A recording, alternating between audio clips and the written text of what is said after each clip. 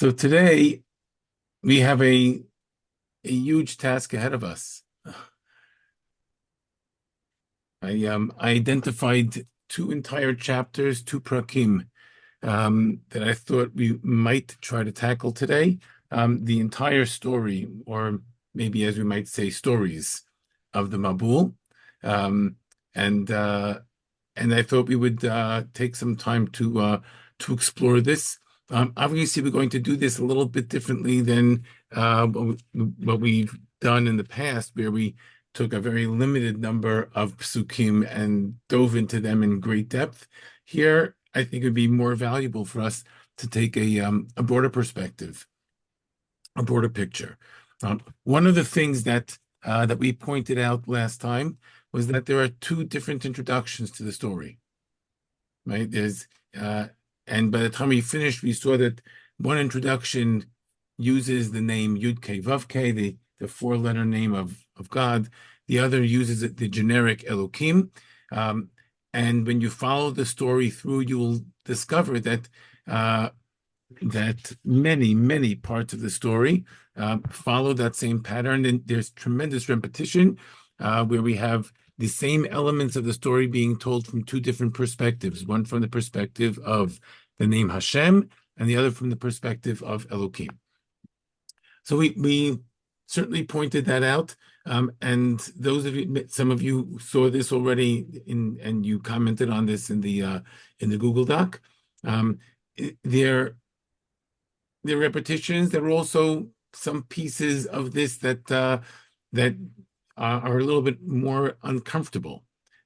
For example, how many of the animals was Noah supposed to take? So it depends which version you're reading. In one of the versions, he was supposed to take two of each. And in another version, he's supposed to take two of each, but seven each of the pure ones. Well, whatever a pure animal happens to mean, we have no clue. It's a strange word. I believe that this is the only case in all of Sefer Breisheet where the word tahor, pure, appears. It doesn't, and it appears in Sefer Shmot only in the context of the Mishkan to describe the gold. The gold is there's a certain kind of gold that's called zahav tahor, pure gold. But aside from that, this is a word that is really unusual. It doesn't belong in Breishit. It belongs in Vayikra. And how that word got here, excellent question. But we clearly have two very, very different perspectives. In one of them, Noach is supposed to take two of each animal. The other one, he's supposed to take seven of each animal. We have twice Hashem telling Noach to go into the Teva, the ark. We have twice that Hashem tells him to come out. We have twice that we're told that the rains start, that the Mabul started. So, as we pointed out last week, it shouldn't be surprising to us that we have two versions of everything that happens in the story. There are two introductions. So it would make sense for there to be two versions of what happens in the story. With all of that, I wanted just to spend a few minutes on exploring the story as we have it. So I just wanted to point out a number of things that have been observed. First of all, there's a lot that holds the two pieces of the story together, which means that these are not simply two different versions which were cut and pasted and put into the Torah. They were carefully crafted so that there is one unified piece of this story. And I'll give you an example. There's some play with numbers. Okay. We find certain numbers coming up in the story. So we have the number 7 days in the beginning of the story. There are 7 days at the end of the story. Then we have a period of 40 days in the beginning of the story and a period of 40 days at the end of the story.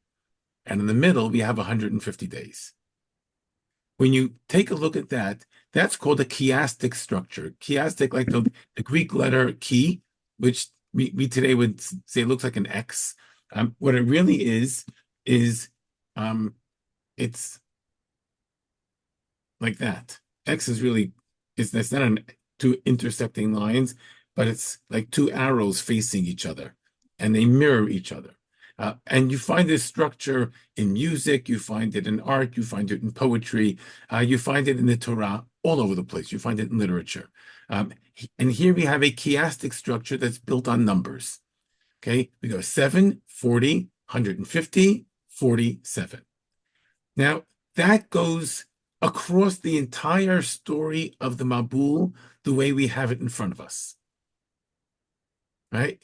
Which says something about when the Torah was written, it wasn't just a bunch of pieces compiled together, that whoever put this into its form that we have, I think it's God, right? I think it's Hashem. But whoever put this into the form that we have was very careful to make sure that all those pieces integrated. And one of the ways of demonstrating that is that we have this chiastic structure. In a few minutes, I'll share another chiastic structure. And these chiastic structures are all over Tanakh. Sometimes they appear in tiny little nuggets. And we'll see one of those in our next shiur. And in some places, we see them over vast sections. So, for example, I think that many of the stories of David HaMelech that span close to half of the book of Shmuel Aleph and Shmuel Beit combined, many of those stories fit into a chiastic structure that's about 11 layers deep. So we have a chiastic structure there spanning about 20 prakim. The first parak of Eicha is a beautiful chiastic structure over the course of 22 psukim, and it's got 11 layers, right, of structure. Here we have, at least from this perspective, a chiastic structure that holds all of this together, so that even though it looks like there are two stories going on at the same time, yes, but those two stories are integrated into one. And that chiastic structure helps to accomplish that. That's one angle I want to look at.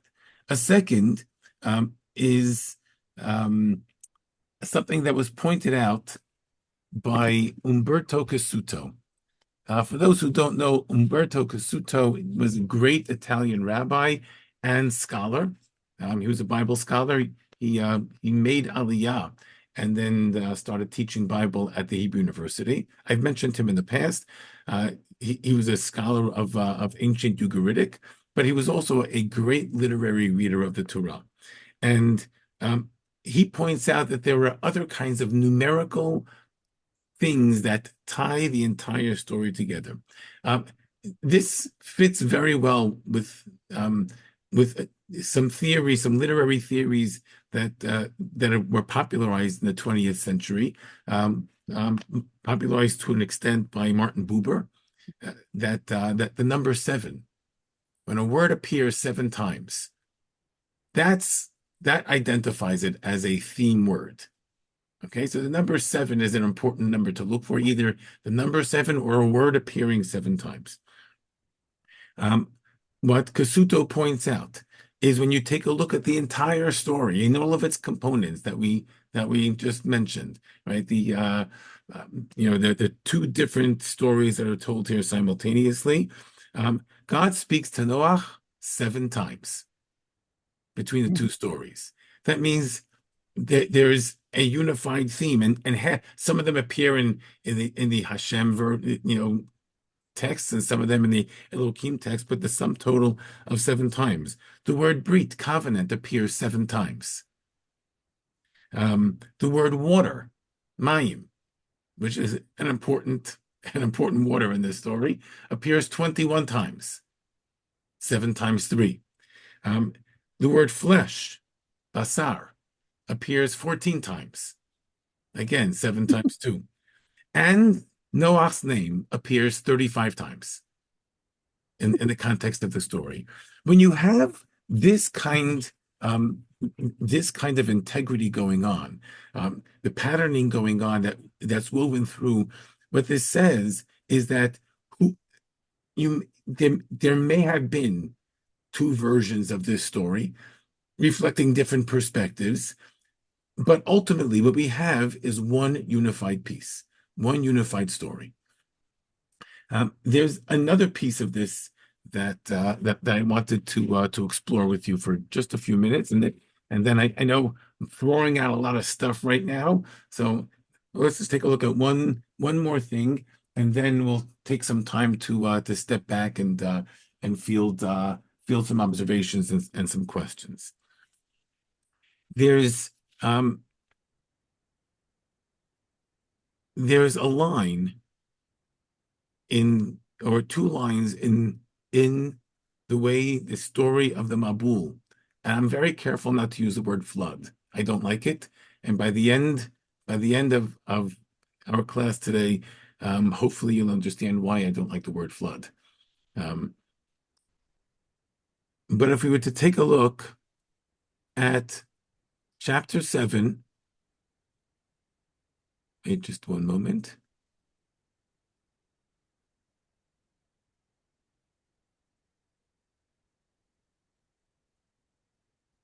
I'm looking for the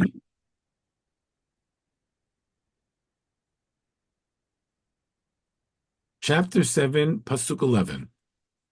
Okay, Perek Zayin, Pasuk Yud Aleph.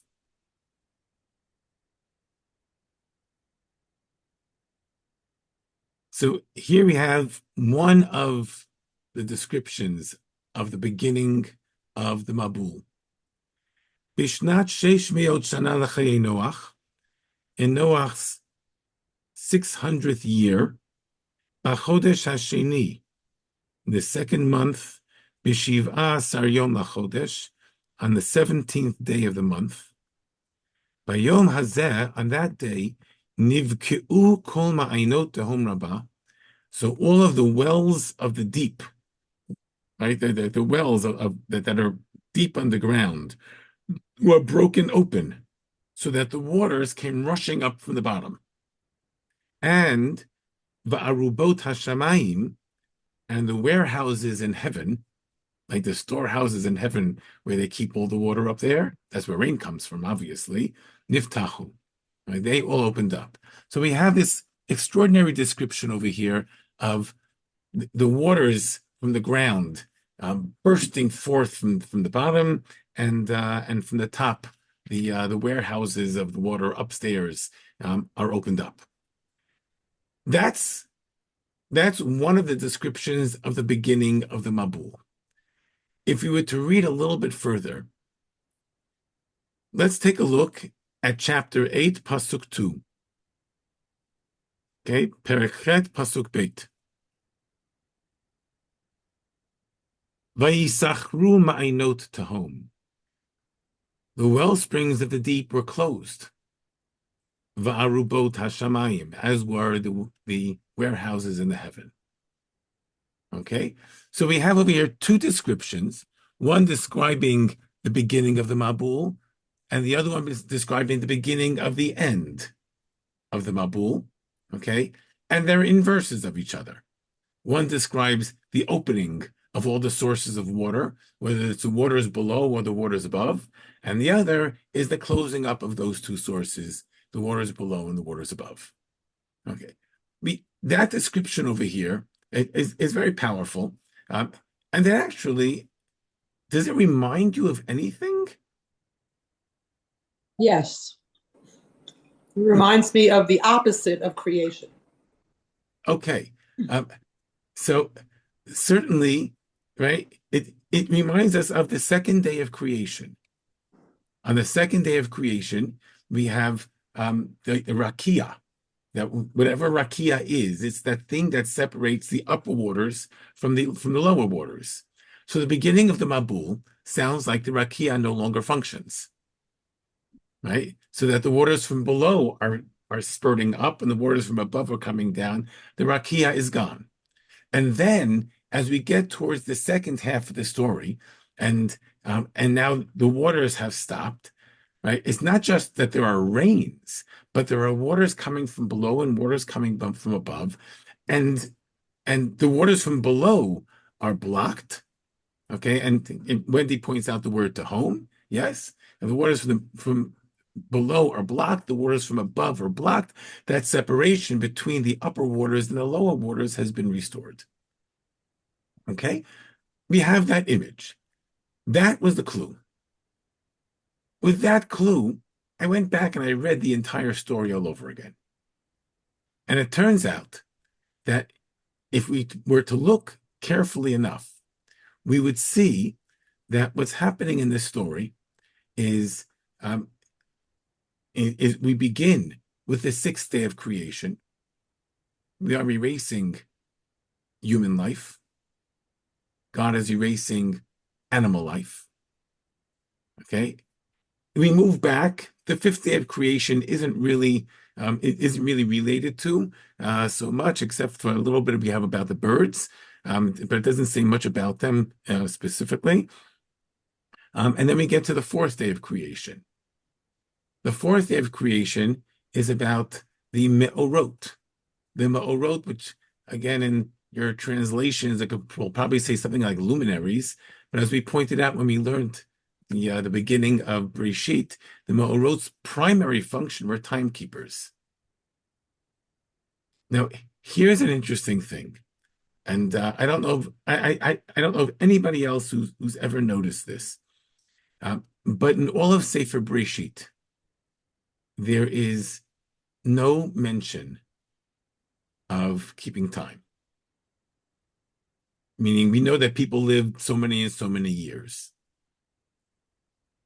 But there's no sense that there are months and days. It doesn't exist anywhere in all of the creation story.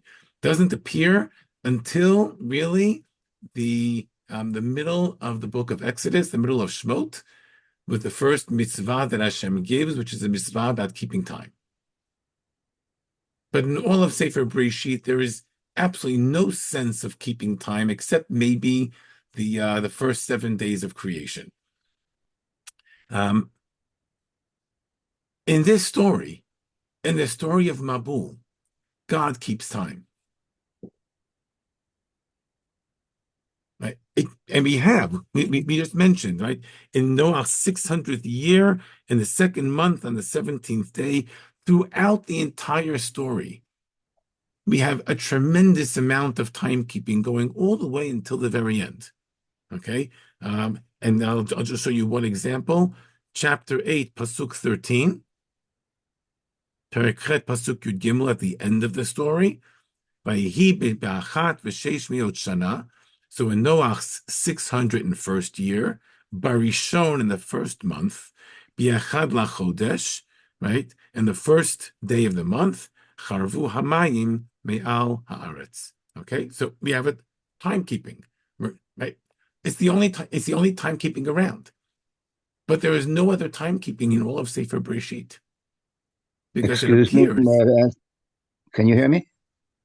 Yeah, hold on just one moment, please. Okay, it appears that time has ceased, and it's God who's keeping time. For anybody who's in a little bit of a doubt as to whether time has ceased or not, I'm going to show you where it says it explicitly, that time stopped functioning. Okay?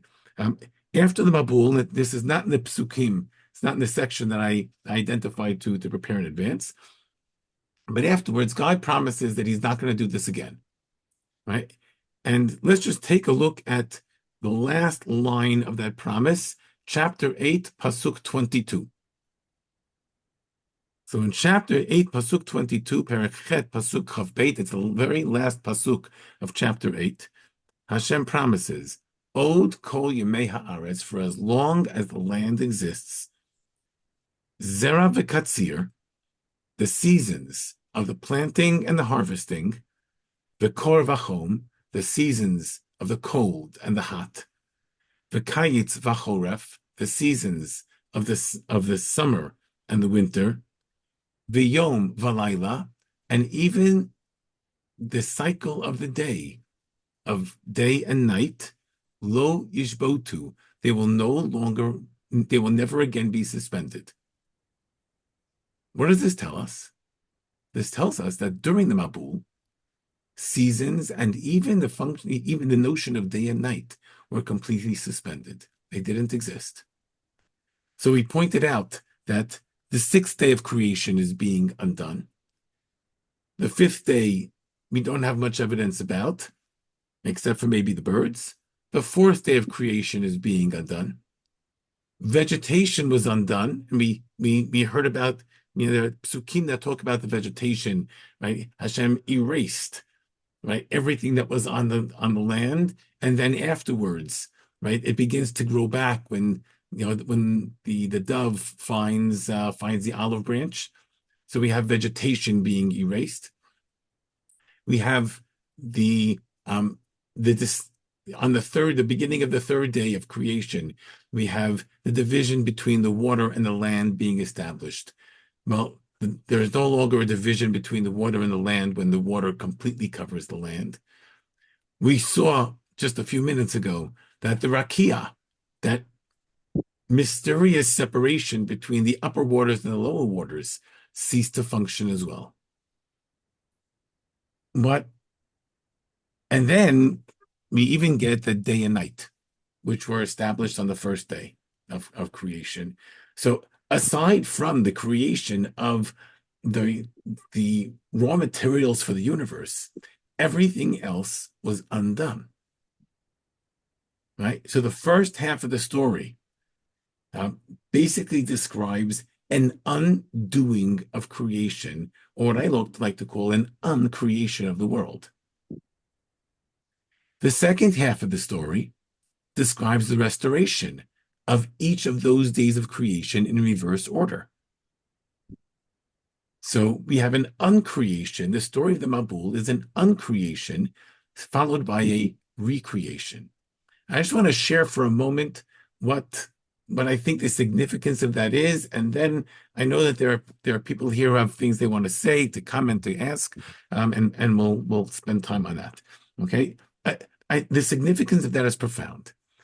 When you read the introduction to the Mabul, the sense that we get, and whether we're reading the first introduction to the Mabul, the second introduction to the Mabul, God is either angry or disappointed, right? One of those two, frustrated, disappointed, one of those two.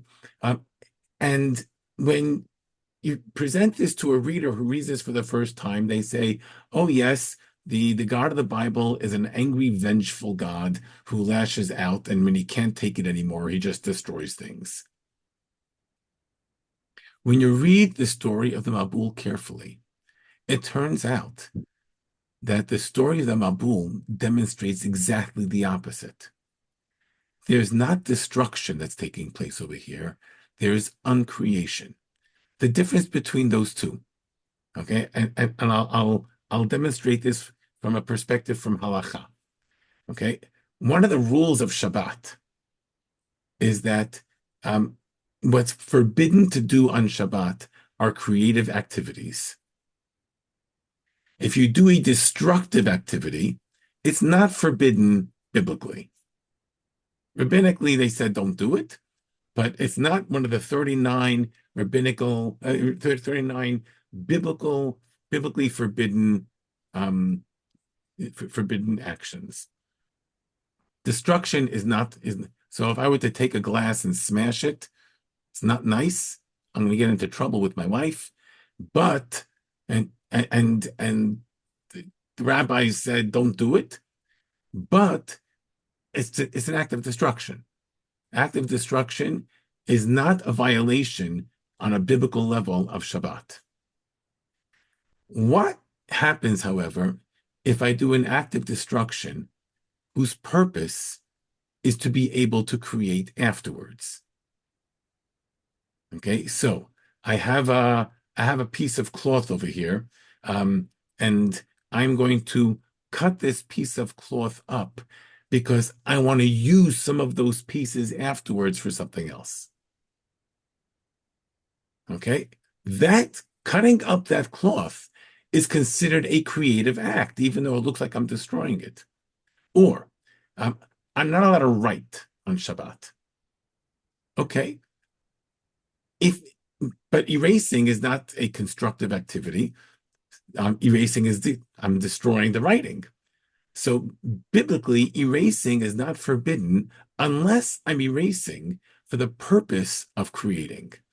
So if I erase letters in order to replace them, in order to fix them, in order, right, to do something else with them, so the erasing of the letters is preparation for the writing. So the erasing itself is considered a constructive activity. If I use that model and I apply that model to the way the story of the Mabul is described to us, what that says is that the Mabul is not a vengeful, angry God who lost it and says, I'm just going to destroy everything.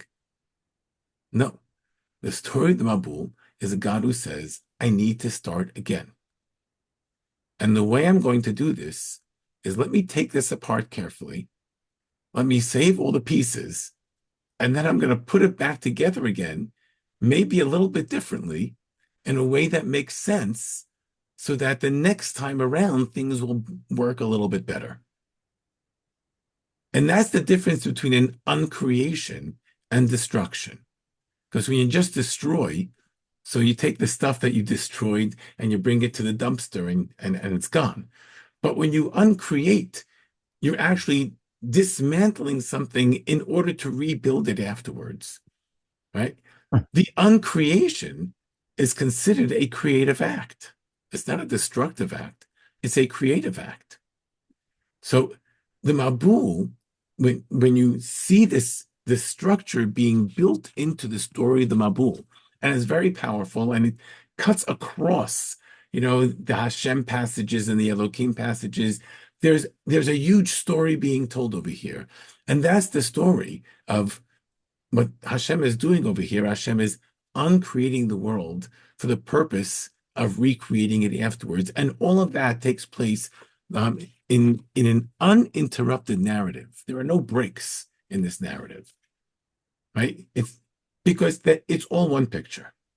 Okay, I'm going to take a pause here. I know that there were some hands up beforehand. Chaim, you had your hand up. Somebody else wanted to comment. So this is a good time. If you want to comment, just raise your hand. So Rona has her hand up now. So Rona, you can start, and we'll get to whomever afterwards. Go ahead. Thank you. I really, really like what you said, and I'd like to draw attention to 6. 1 second, let me find it here. Wait a minute, sorry, I find the lost. Yeah, 6, passage 6. And God regretted having made humankind on earth with a sorrowful heart. God said, I want to emphasize sorrowful. God was devastated. God was destroyed, emotionally, intellectually, what have you, by what he had created. So I think that fits in very well with your very original interpretation. This is not about anger or vengefulness. It's out of great pain, great sadness, and great regret. And almost, a desperate act to say, wow, this can't continue, I have to try again. The fact that he actually chose Noah and did save, the elements of life, I think, is another example of it not being a vengeful act. Thank you. Okay. Was there someone else who had a question or a comment that they wanted to share? I could say something. Can you hear me okay? Sure. So I've heard that an interpretation, or just I'm not exactly sure what the source is, saying that there was a world before, that God created before, the Torah. And so this kind of like speaks to that. Have you heard that, or do you know about this? And because I heard that the Torah is just written for us, we're not supposed to know everything, and so that there was, a world created prior to potentially, and that this Torah though is just written for us in this world now. So I am certainly familiar with these kinds of comments. I usually try to restrict myself to trying to understand what the Torah actually says. So, I'm sure that there is a place for lots and lots of other ways of reading things, but what I try to do is so So isn't what you're saying though that Hashem destroyed in order to create? yes, he undid, but certainly in the story of the Mabul, he Oh, okay. We're uncreated. talking about the story of the Mabul. Okay. Yes. I got confused there. I thought you were talking about like Tohu Vavohu and the first days of creation. Okay. Were you Okay. not speaking of that at this point? I referenced it, but we're really Okay. focusing today on the story of the Mabul. Okay. Okay. Pardon. Okay. Sima, you have your hand up. Just two questions. One is you talked about the sense of timelessness that during the pre Mabul was like kind of, or the during the Mabul there was a sense of timelessness, but yet it's framed with Arba'im Yom and 150. So how do we jive those two concepts? That's one question. Okay. And your second question, go ahead. My second question is, I never really thought it's really mind bending to approach this in this way. It's beautiful, and the recreation. What changed in the world after the Mabul that made it a better place? That's the $6 million question. Okay. I mean, We we will get see a list of things that Hashem tells Noah as far as the animals and the relationship between man and animals and shvichut damim and that kind of thing. So that must be some kind of framework that's new. But how does that make it a better system? I guess that's going to be next week or whenever. How does that make it a better world? Yes, we will get to that. It's not going to happen today, but we will get to that. Okay, I see one more hand here, and then we're gonna go back. Sorry, the other question was the question about the time. About the Okay. time. Yeah, so let me just deal with that, and then we'll take Wendy's comment, and then we'll go back to try to continue this big picture over here. In terms of the time, so here's a fascinating thing. You have Noach and everything that he's got there on the Teva. This Teva is a sealed unit. Okay. By the way, I see this Teva not as a boat. It's an embryo. Wow. It's the embryo for the new world. Eventually, it's going to crack open, and all the things from inside are going to go out and repopulate the world. And we'll actually see that in our next class. But it's a sealed boat, which means that for Noach, there is no sense of time at all. So when the Torah writes 40 days, it means that God's keeping that time. And by the way, just as an aside, the 40 days, just so we're clear, so the number 40 comes up lots and lots of times throughout the Torah. This is a good place just to make the quick observation that the number 40 is many of the numbers in the Torah are representative numbers. Okay, we're not going to go into what the representation, what each one of the numbers means, but the number 40 always means birth or rebirth.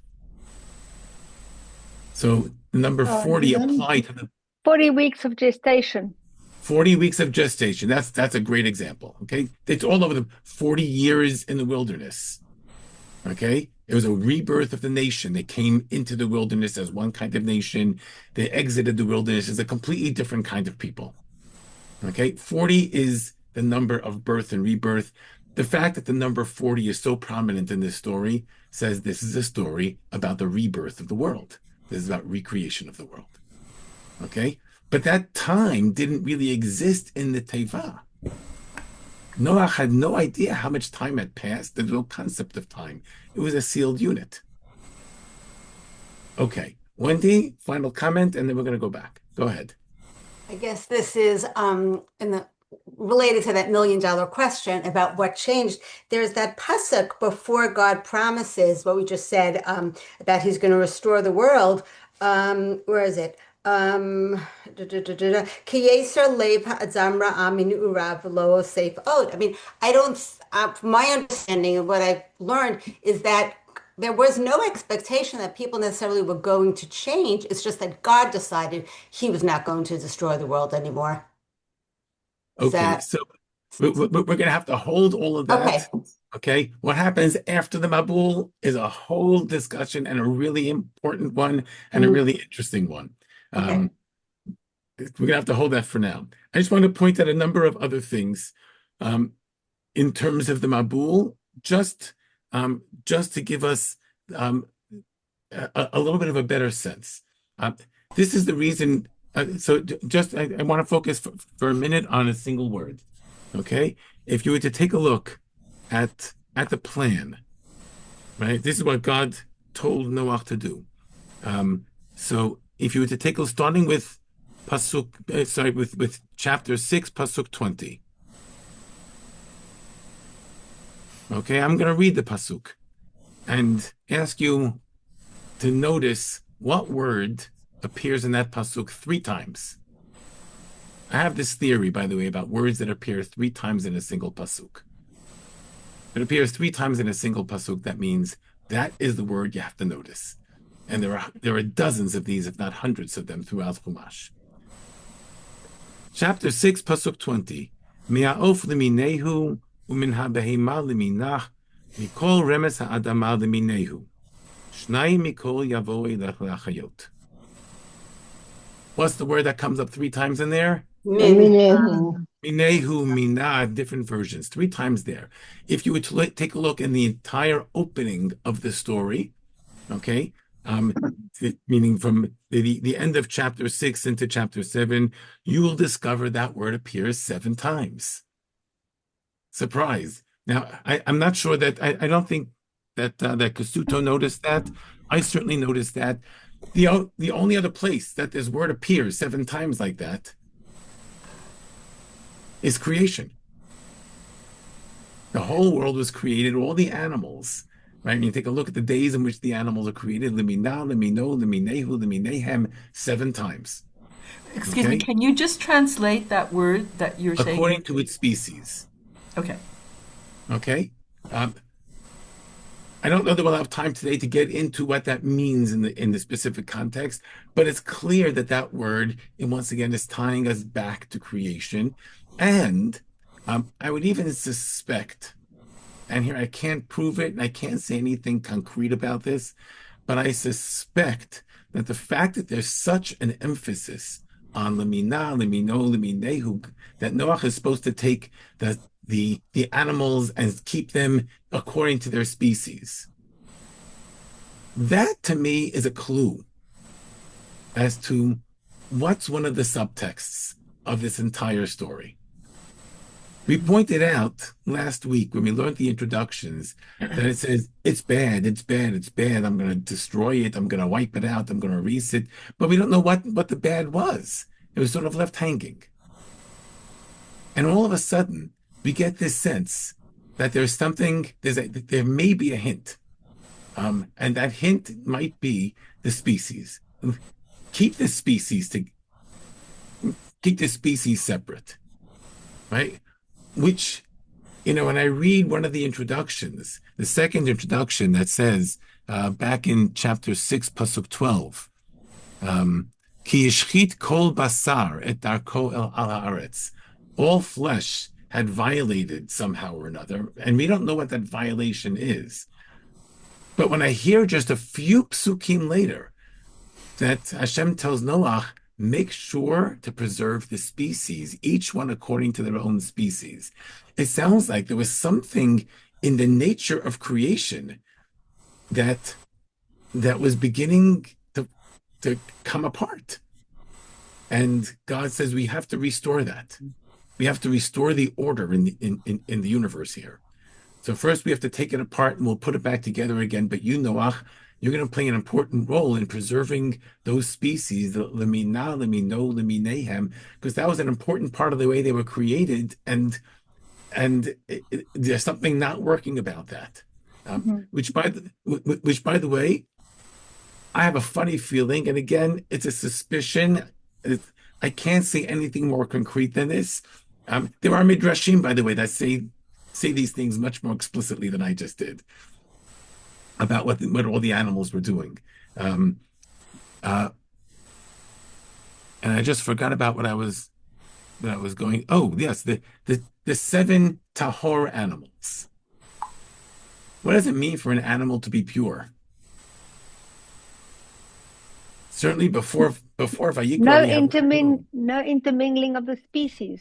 Okay, so Rose said it for me. Thank you. Okay, maybe. Again, I have to, I have to hedge my bets there, but maybe that these are the animals, the species that didn't necessarily intermingle, which gives us a clue about something else. And if I were to take this one step further, and now I'm stretching it a little bit, but there were, at the end of the story, there were 2 birds. There's a lot of confusion about what happens with those 2 birds. Without getting into all the details, the first bird, let's actually take a look at those psukim together for just a moment. Chapter 8, Pasuk 6. Vayhi miketz arba'im yom, at the end of 40 days. Vayiftach Noach et chalon hateva asher asa. Noach opened the window. Window wasn't like a glass window. It meant that there was a block there, and they sealed up with wood, and then unsealed it. So he opened that up. Vayishalach et ha'orev. He sent out the bird called the orev. We translate that as a raven. Vayishalach et ha'orev. For what purpose did he send it out?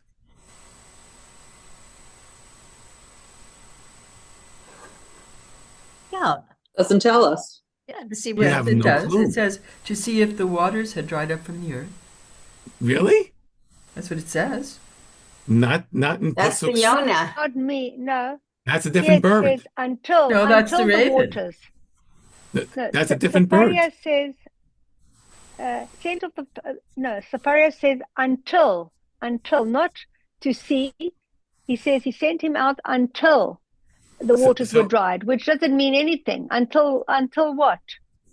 No, but it says it went. He sent out the raven. It went to and fro until the waters had dried up from the earth. Yes, meaning he didn't send it. He didn't send it out with a purpose. I see what you Yeah. mean. Yeah, okay, He got it. didn't send it out on a mission. I see He what you mean. sent it out, and Right. it was a number of weeks before the waters dried up. In the meantime, this raven is going back and forth. It wants to get back into that teva, and it can't. There's no place for it to land. There's no place for it to settle. He just says he sent it out. Oh, I see. Yes. Like a teacher sends a bad student out of the room, right? Meaning he sent it out. He He ejected did not it. behave. Maybe he did not behave properly. So Complete. What are you in for? there's an implication over here. Chaim is saying it, that maybe this orev did something that wasn't supposed to do. And if you take a look at the word orev, the word orev, ayin reish beit, means to mix. Yeah, So that's- Maybe Okay, it wasn't a pure animal. So you can put the pieces together yourself. There are clues. There are a number of clues over here that suggest at least some of the kinds of things that were happening that necessitated this mabul to take place. Rabbi Grumet, I think one of the proofs of that is the odd usage of ish ve'ishto when it comes to Yes. animals, as opposed to zachar and nekeva. Sometimes Yes. that's, I think I pointed at that on the Google chat. That's very unusual. Yes, 100%. Right. The fact that some of the animal in at least one of the versions he's told, in some of the versions he's told to take zachar and nekeva, male and female, but in some he's told to take Ish v'ishto, which are such human terms, a man and his wife, right? They're such human terms, but not just human terms that really are not appropriate, but they talk about really a monogamous kind of relationship, right? There are a lot of hints. Once you see that, you'll begin to notice more and more of those things. So a lot of hints as to at least one of the things. Why it's not explicit is a good question, but there are hints within the text as to what some of the things that were happening. Okay, I want to make. I'll hold on just 1 minute. I want to make just one more observation, and then we'll pause again to take more comments. Chaim, you'll be the first. Okay.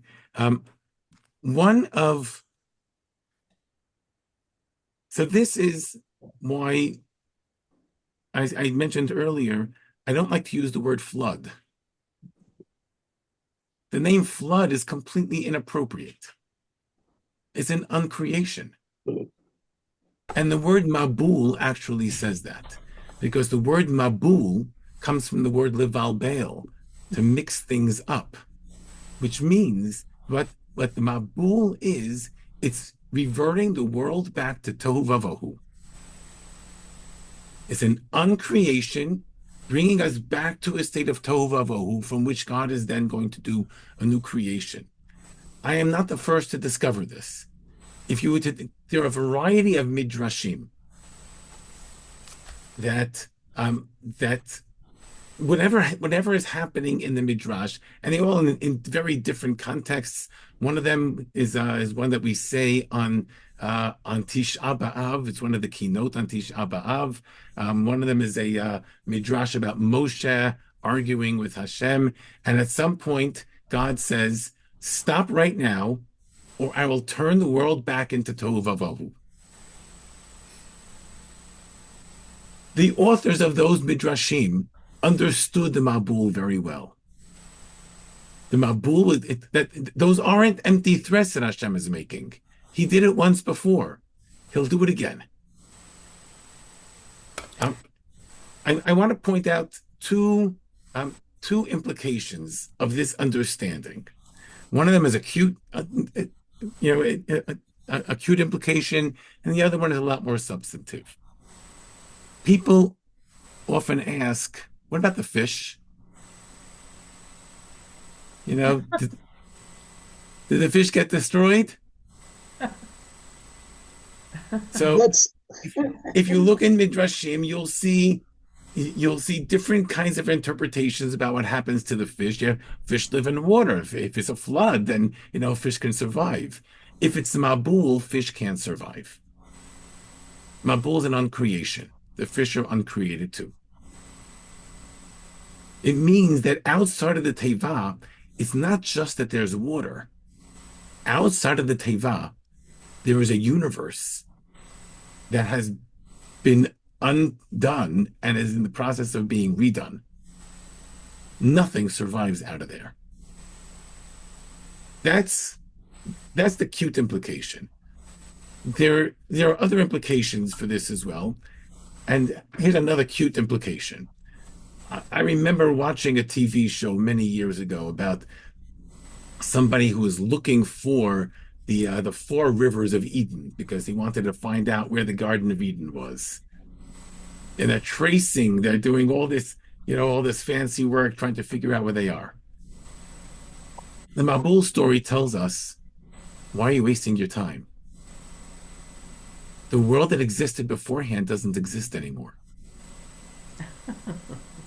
That's good. It's not just a cute thing. It actually is a complete resetting of human history. So I mentioned at some point that everything until the Mabul I consider to be prehistory. Well, prehistory is because there is no historical record, and there can be no historical record. The Mabul erased everything. There is no way for us to recover what that was. For those of you who are physicists, I read Stephen Hawking. I'm not a physicist, right? So for those of you who are physicists, whatever came before the black hole is not just unknown, but unknowable, right? that singularity that exploded, right? That Big Bang, whatever existed beforehand is unknowable because the laws of physics all break down at that moment that they go in that it goes into that singularity. That's what the Mabul is. The Mabul completely erases all previous history. So the world could have been in existence for 10 billion years, 15 billion, I don't know, I don't care. It's irrelevant. Time becomes irrelevant. Everything in the pre-Mabul world is irrelevant. It doesn't exist anymore. And that, I think, is very significant in terms of our understanding of the story. Okay, I'm looking at the clock now, and I promised that we would have time for questions. And I'm just going to do these in the order I said. Chaim, you were going to be first. So Chaim, you're going to be first. Judy must be afterwards because she's been waiting a long time. Okay, we're going to get to everybody. Don't worry. If you, according to what you said, first, it's amazing. You really made my day by all your description about what the Mabul is, and that's translation to English. But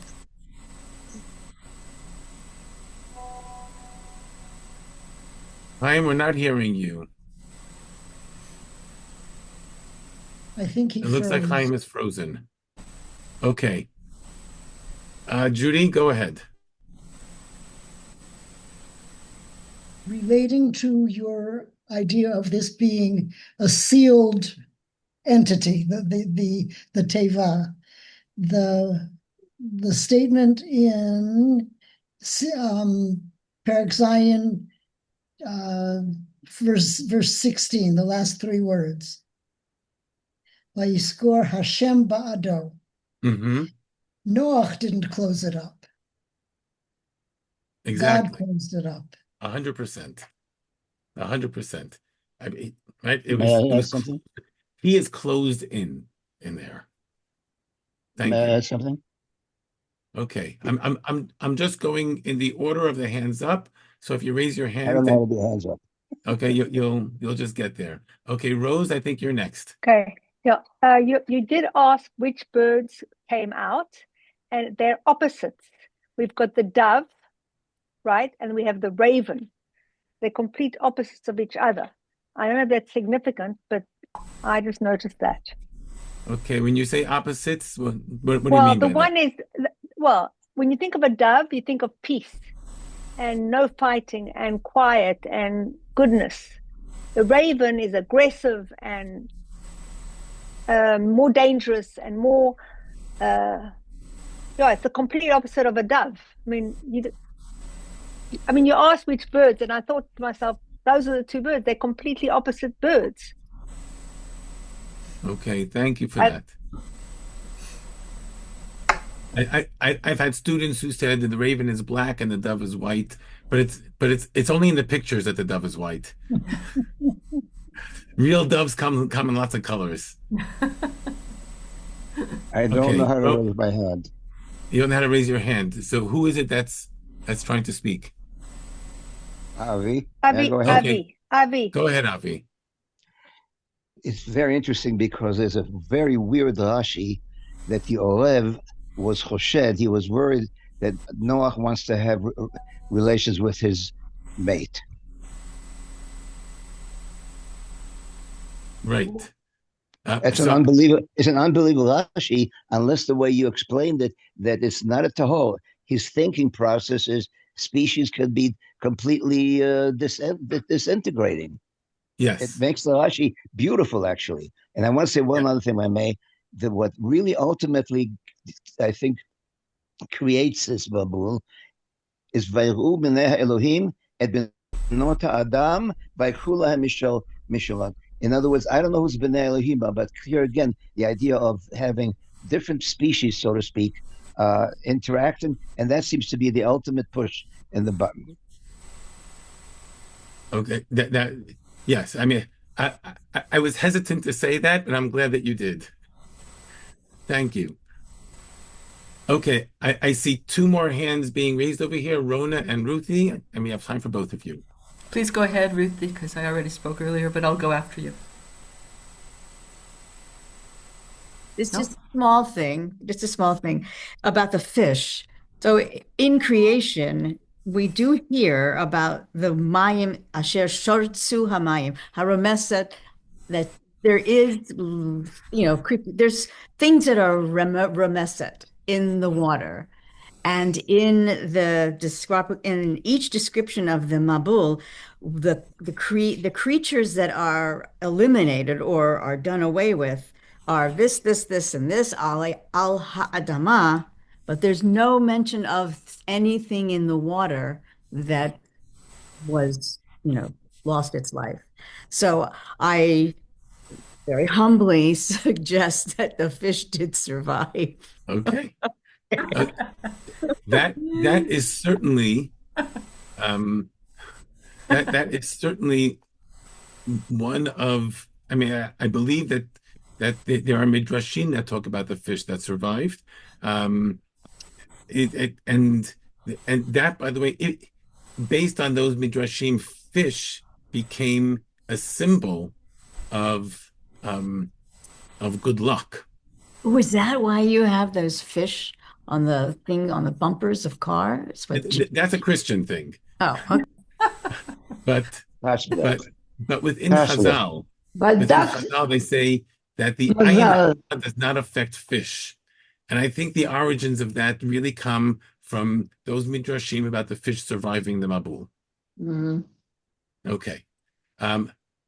Rona and Sima, go ahead. Okay. Rona first. So 8:21, God smelled the pleasing odor of the burnt offering, and God resolved, never again will I doom the earth because of humankind, since the devisings of the human mind are evil from youth, nor will I ever again destroy every living being as I have done. I'm very fascinated by that on a couple of levels. Number one, he doesn't say it out loud. It's as if he's saying it to himself. God resolved. He doesn't tell us that he spoke it. So I find that interesting. I mean, God, thinking to himself. It's very strange and very interesting. But also I ask myself, why is he saying this? Why has he changed his mind? Why won't he do it again? Okay. So again, I'm going to hold off on that because this entire piece, which is post-Mabul, we haven't touched today. Understood. We're not going to have time to do this properly. It's going to have to wait for the next time. I see Rona and Sima. Okay, Okay. thanks. I just had one more comment. I'm sorry, Rona, were you finished? Okay. I just had one more comment, just another reference to the creation story in our uncreation story is chapter 7, Pasuk Chafbet, Kol Asher Nishmat Ruach Hayim Ba'apav, is so Gan Eden like. All of everything that was breathed into, similar to what we read in the second chapter of the creation story, was destroyed. 100%. Thank you very much for that. Okay, so Chaim, I see you. Chaim, hold on. Can I do something? Can you hear me, Lefty? We hear you. Yes. Yeah. So I don't know how to wave my hand. Okay, go ahead. Yeah. So how does this then relate to Adam and Eve, which came before? I don't follow. So I'm not sure I understand your question. If everything before the Mabul was eliminated, so to speak, so what do we do with the story of Adam and Eve? The story is there to teach us all about what it means to be human. And Noach and his children and his wife and his daughters-in-law are all descendants. So they play a very significant role. Okay, I'm looking at the clock over here, Chaim. I want to hear what you have to say. I just want to point out to everyone, next week there will be no class. I'm going to be traveling. So the next time we're going to meet is going to be in 2 weeks from now. Okay. Okay. Chaim, floor is yours.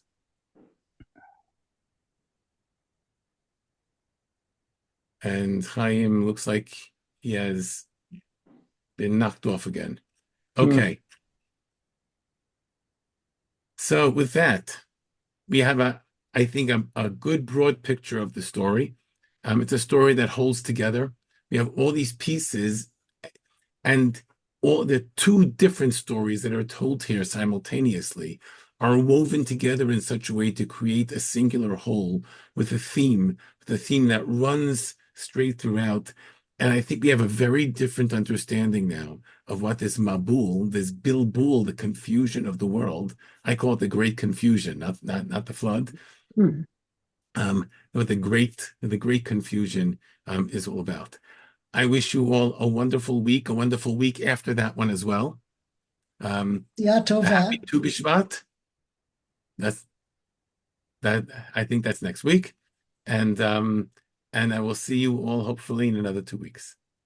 Thank you, Rabbi. Thank you so Thank you so much. Fabulous. Fabulous. Fabulous. Beautifully done.